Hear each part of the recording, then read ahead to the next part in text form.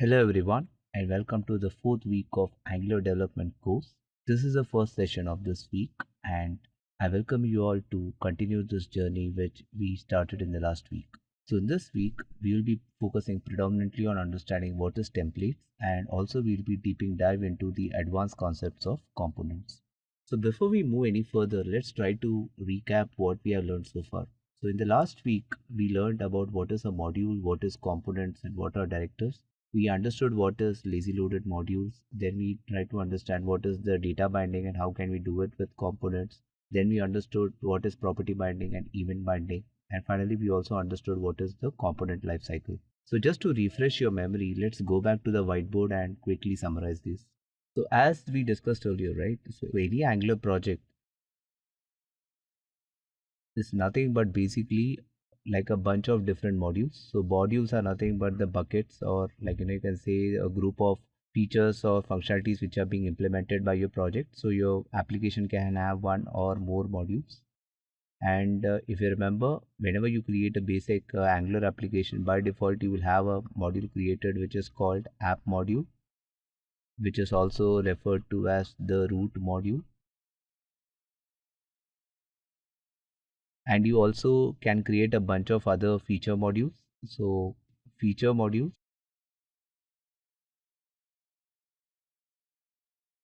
so what are feature modules are nothing but the extra modules that you add to in order to implement each of functionalities of your screen. So just to recap, if you remember, say my application has 5 screens or 5 pages which needs to be developed. So what I can do is I can develop each of these page as a single module, and each of these module in turn can contain a group of components which would be implementing the various functionalities of these modules. And similarly, we also discussed that we can also have a feature module which can implement the shared concepts or the shared utilities of the application. Say for example, I want to have a application wide function or a utility which will make API calls, handle the errors, make some analytics call or whatever it may be. So even for that, we can make a shared module and host it in our application.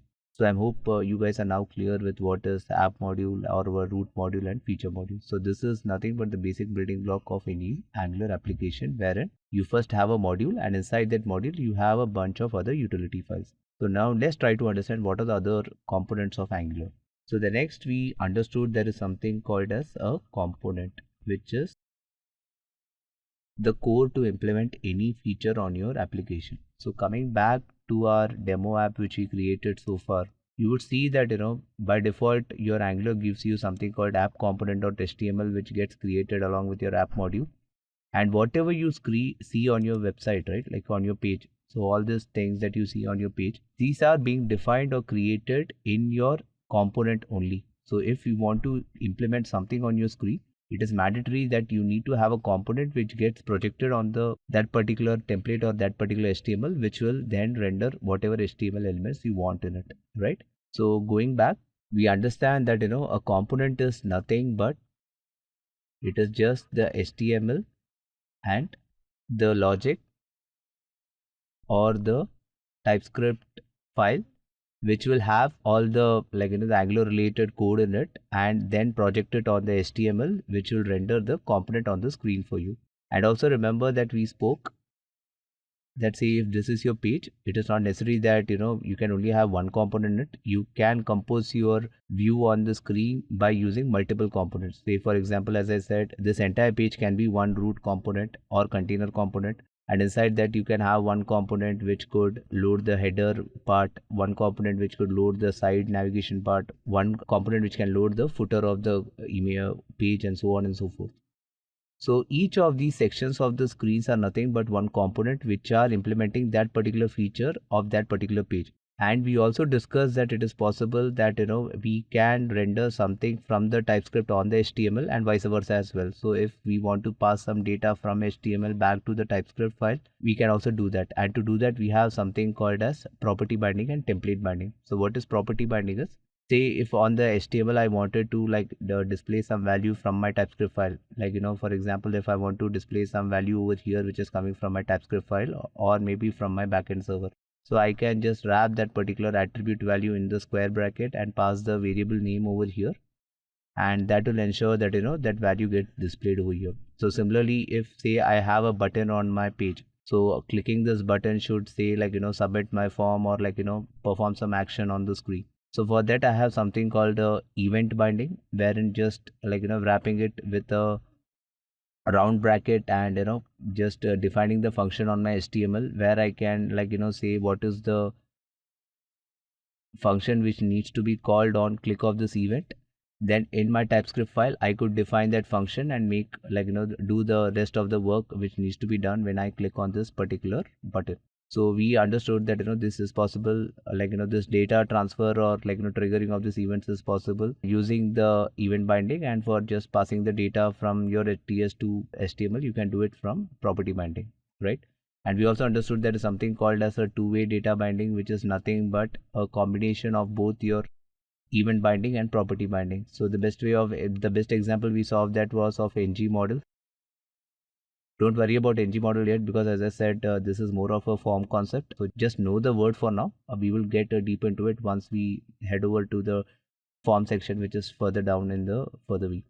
So with that being said, I now hope that you guys are pretty much clear on what is a component. So just to summarize, a component is nothing but, it's just a combination of your TypeScript file and HTML file along with its own like, styling component as well, like a styling file as well. So this will apply all the styles to this particular component, and this also has a spec file, which as I said is nothing but to write the unit test cases which are specific to this component. We have a dedicated week on unit testing, so we will cover about this in detail. So for now you can just park it. And again, in this TypeScript, if you see, we discussed that, there is something like, concept of decorators over here. So what is a decorator is nothing but it is just a metadata, or like, just enhances the functionality of your particular class. So without this decorator, if you just define this file, so your Angular won't understand like what is this file exactly doing. So all end of the day, it is just nothing but just a class, right? So using this decorator over here at the rate component, and we pass some metadata over here, your Angular CLI then understands that, okay, this file is nothing but a component, and the name of this component which will be referred in HTML is called the app root. It will point to this particular HTML using the template URL value, and this uses the following style sheets, which is nothing but this one, right? And yeah, so that's what pretty much we had covered last time. And also we understood the component lifecycle as well, like how we start right from the constructor, then the ng on it, then we saw about ng on changes, then ng do check, and all the other four things under ng do check, and finally the ng on destroy. So how can we use each of this lifecycle to perform some changes? So these are the few things which we saw so far. And similarly, also remember that we saw something also called as directives. So what is a directive? So directive is nothing but it just kind of adds a few properties or behavior to the HTML which is already existing on the screen. So one key difference between a directive and a component is that your component will have HTML attached to it, whereas a directive is kind of attached or added to an component HTML. Okay, so directives are more like a standalone. They can be attached directly to any of the HTML, whereas your component has its own HTML. Okay, so a simple example of this would be like what we saw in the last week. So if you see like, these are the various property bindings we did. So in case if I wanted to like, add a particular behavior to this particular class, like this particular tag. So say for example, as we discussed earlier, right? If I had an object and I want to iterate that object over here, I could do it using something like say like, ng for, or if I want to conditionally render this, I could do it by using something like, ng if. So those are nothing but the directives. So as we saw, directives are of two types. You can either have a structural directive or you can have a attribute directive. And also components are a subtype of directives. So you can say directives basically have three types. So one is structural, one is attribute, and other is the component. So structural is nothing but they basically alter your DOM structure. So as I said, if you take your ng for or your ng if, so these basically ng for is used to basically iterate, and ng if is basically used to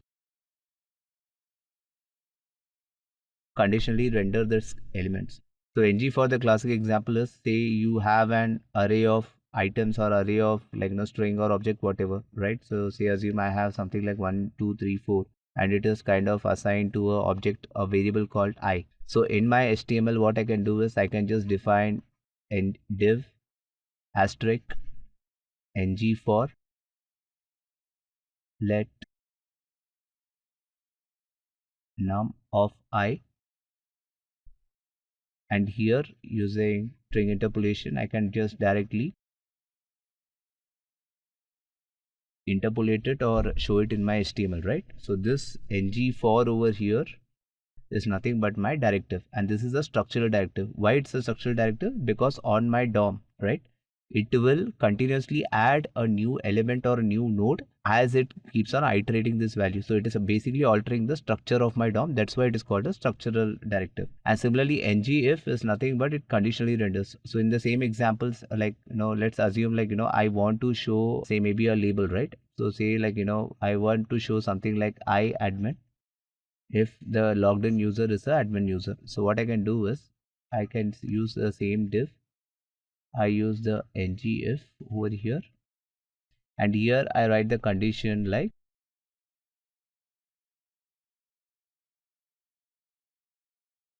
so what I do over here is, so I just define a variable or maybe a flag in my TypeScript file like isAdmin.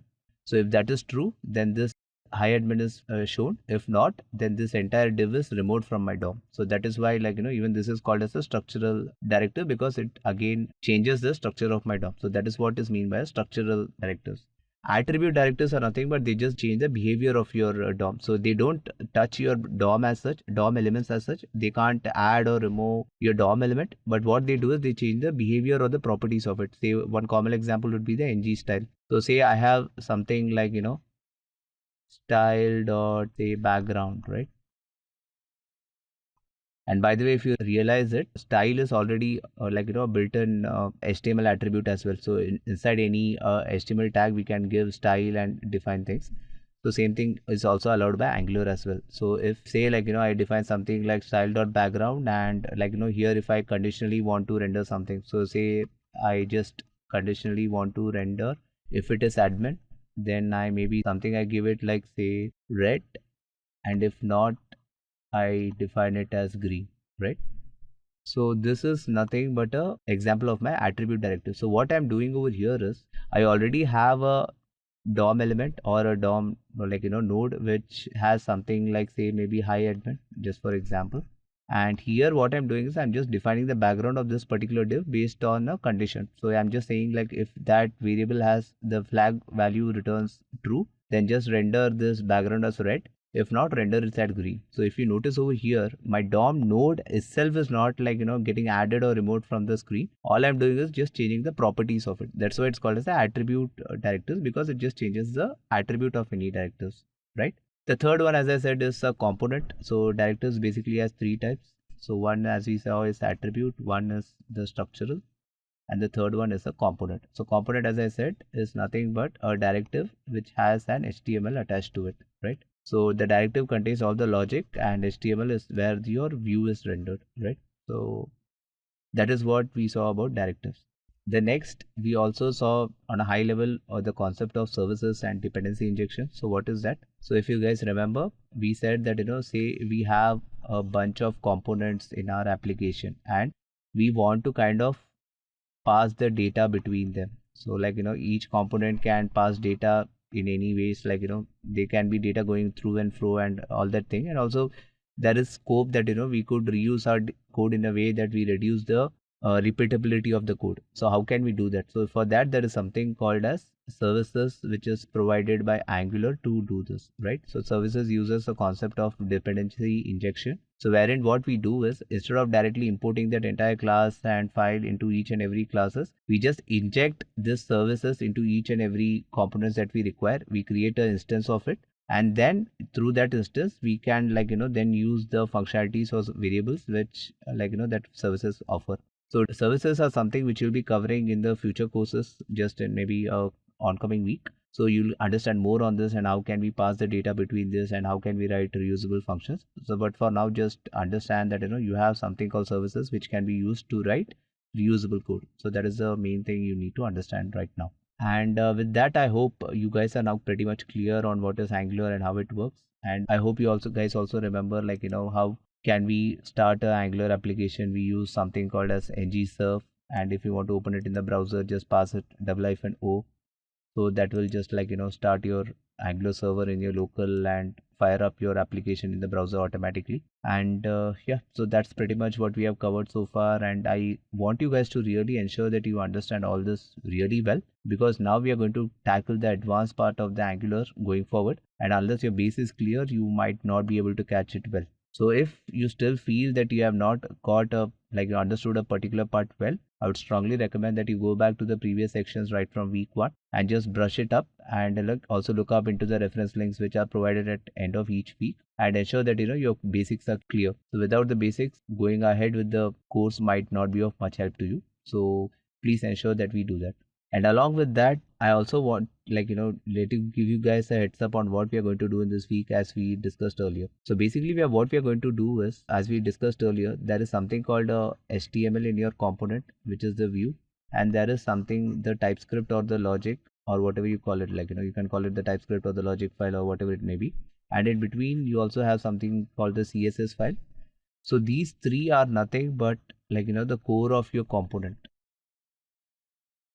right? So what we are going to tackle in this week is, we are going to understand from your HTML how can you get data from your TypeScript and render it. How can you style your component using the CSS file? Is there a way that we can share the CSS file from one component to other component, or we can restrict the CSS only to one component? Like, what are the things that Angular provides us in that logic? And finally, we'll also try to understand this component, can we make it dynamic, like in the sense, like I hope you guys would have seen on websites, you would be scrolling on your website and suddenly there would be a kind of a ad or a banner or a pop-up or something like popping up on your screen that hey, this is offer which will be expiring 1 hour, do you want to buy, or something like that, right? So we will try to understand how can we create such dynamic components. We'll also try to see how can we project components or project some data onto our content. So what that means is, say for example, I want to conditionally render some component or some data over here. How can I do that? And what are the various ways to do that? So these are the stuff which we are going to understand in this week. Okay. So with that being said, we have just reached to the end of this first session, and we will be continuing with this in the further sessions. Thank you.